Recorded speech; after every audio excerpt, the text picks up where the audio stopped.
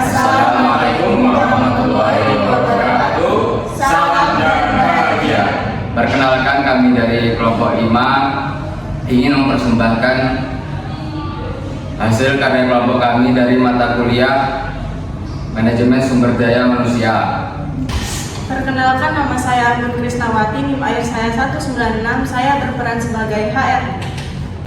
Perkenalkan, saya Deborah Hasian Pandiangan dengan NIM akhir 199 sebagai karyawan baru. Perkenalkan, nama saya Eka Alfurqon dengan NIM akhir 187. Saya di sini sebagai peran karyawan lama. Perkenalkan, saya Muhammad Hanifudin Aprianto dengan NIM akhir 166. Di sini saya sebagai manajer.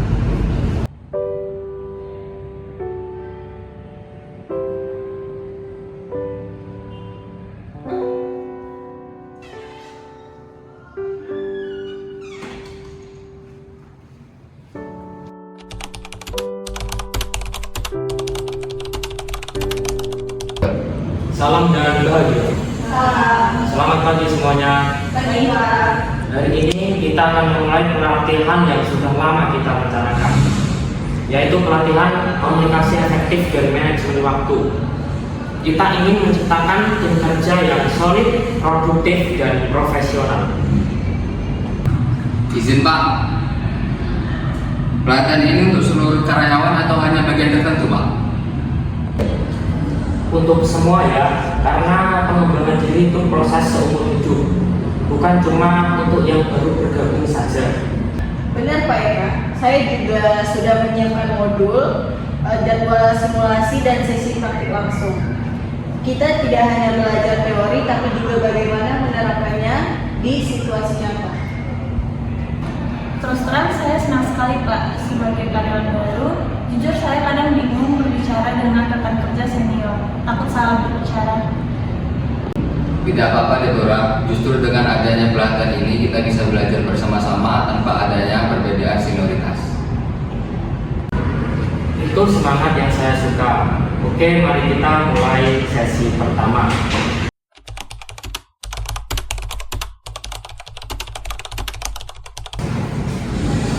Oke, kita akan masuk ke latihan komunikasi efektif. Komunikasi adalah kunci kerjasama, tapi seringkali masalah muncul karena kita terlalu cepat bereaksi tanpa memahami konteks. Sekarang kita akan mulai simulasi sederhana. Sekarang saya akan memberi kartu situasi. Nah, untuk situasinya, Deborah merasa Eka mengabaikan chatnya di grup kerja. Padahal dia butuh bantuan untuk menyelesaikan laporan. Sekarang coba kalian praktekkan.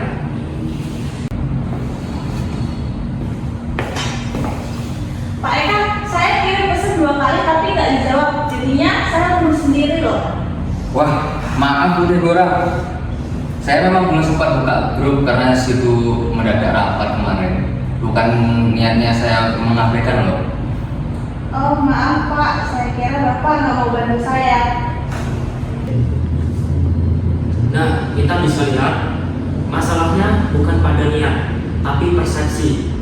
Sekarang ulangi adegan dengan versi komunikasi yang lebih tenang, terbuka, dan empati. Pak Eka, kemarin saya kirim pesan tentang laporan. Mungkin Bapak belum sempat baca. Bisa tolong saya periksa datanya hari ini? Oh ya Deborah, terima kasih sudah mengingatkan saya. Yuk kita kerjakan bareng-bareng biar cepat selesai sekarang. Bagus, ingat komunikasi efektif itu jujur, sopan, fokus pada solusi. Kalau kita mulai dari asumsi negatif, konflik bisa membesar tanpa sebab.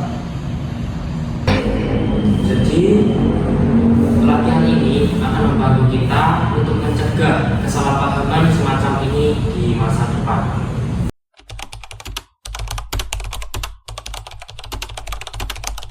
Sekarang kita bahas pengelolaan waktu. Banyak karyawan merasa sibuk tapi belum tentu produktif. Setuju, kadang saya juga kejar deadline, cuman belum sempat evaluasi hasilnya kayak gimana. Saya menunda kerjaan kecil sampai akhirnya menumpuk. Nah, coba kita gunakan metode matriks prioritas Eisenhower. Yang pertama penting dan mendesak, yang kedua penting tapi tidak mendesak, yang ketiga mendesak tapi tidak penting, dan yang keempat tidak mendesak dan tidak penting. Nah, sekarang tulis contoh kegiatan kalian di kertas dan nanti kita diskusikan.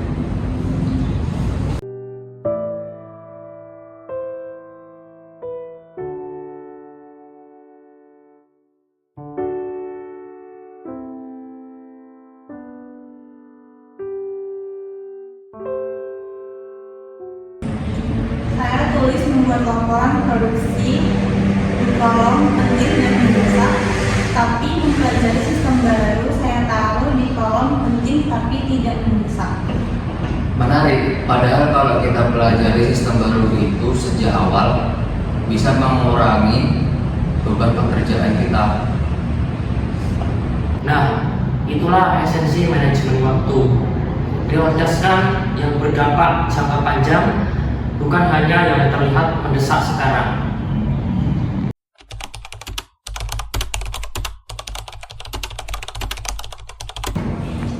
Aduh, laporan audit belum selesai, data dari Eka juga belum masuk.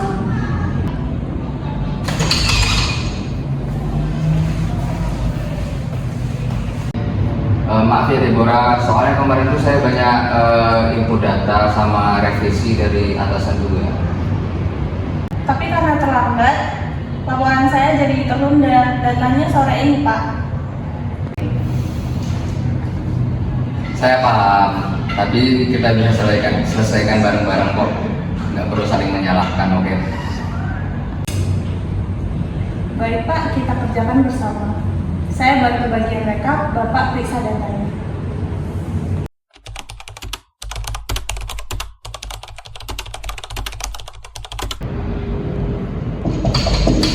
Masuk.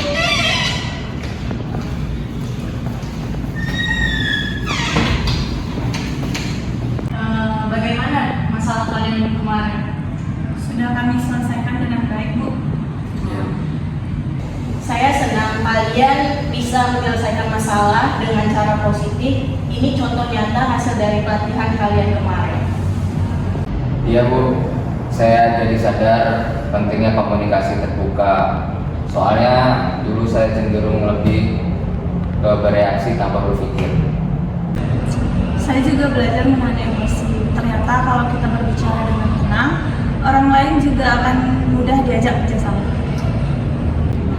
Hebat. Nah, sekarang saya ingin kalian buat rencana pengembangan diri. Tuliskan satu keterampilan yang ingin ditingkatkan bulan depan.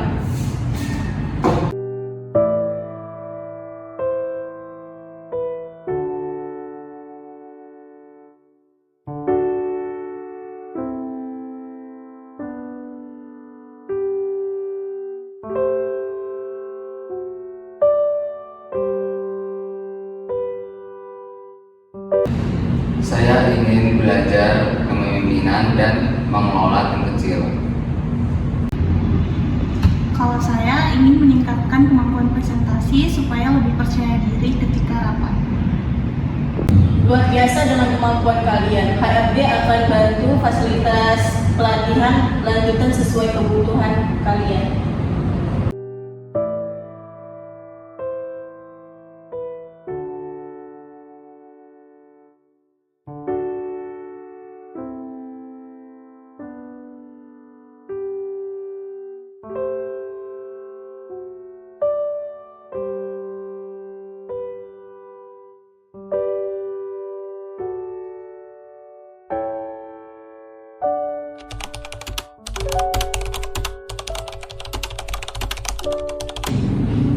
Saya bangga dengan kalian semua.